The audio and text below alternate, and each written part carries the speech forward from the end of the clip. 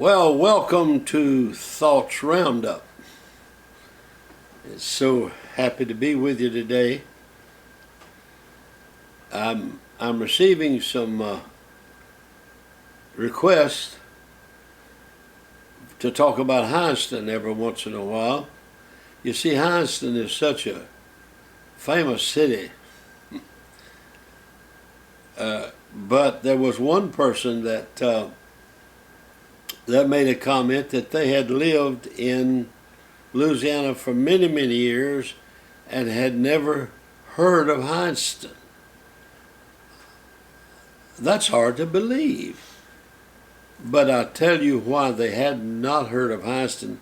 They misspelled Hindston wrong. Let's get it right. If you're going to say Dallas, you write it down. You have to write Dallas right. Hindston, Hineston. That is very, very important. You know, I had some nostalgic feeling. Now, don't believe everything I say this morning. I don't feel like in a total truthful mood. I had some nostalgic feelings about. I wanted to go back to Hindston. I hadn't been there in a good while, and I just kind of got a longing to go back. I guess it had been 25 or 30 years since I just really gone back, and so I went into the little store there. Well, it used to be a store.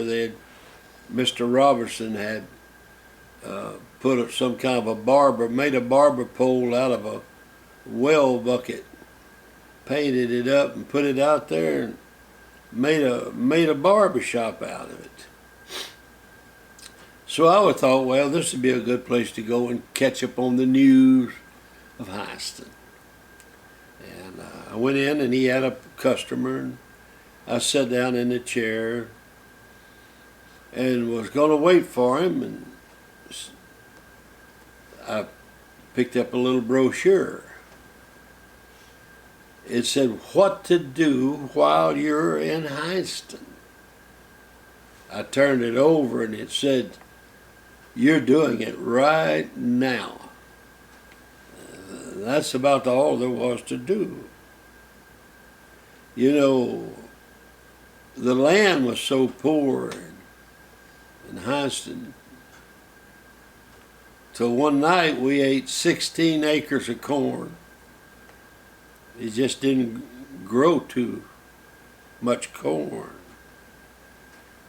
Cows had to graze at 35 miles an hour just to stay alive.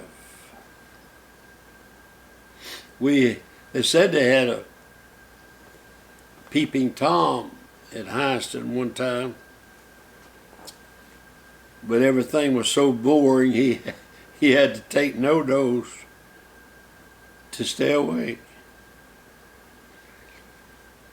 We were so poor in Hindston until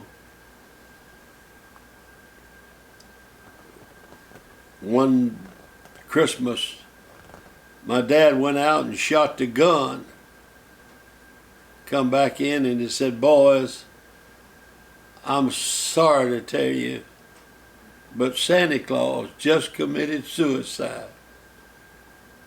And that was the year they had a beauty contest and no one won. Of course, like I told you before, the closest we ever come to having industry was a 300-pound Avon lady. We had some smart people there, though. One old man back there in the woods, he was very innovative.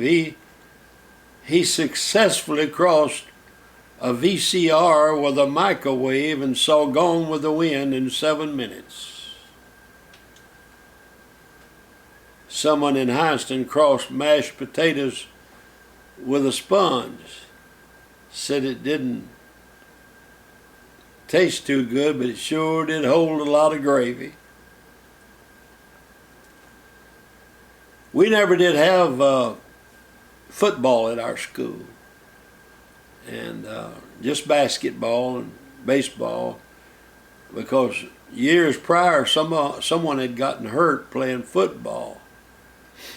They said what happened was the coach was trying to teach them what to do, and he put the football, held it on the end, and told the boy, said, now, when I nod my head, you kick it. He kicked his head instead of the football. That's how the coach got hurt. So anyway, why don't I just quit today and we'll start back tomorrow? God bless.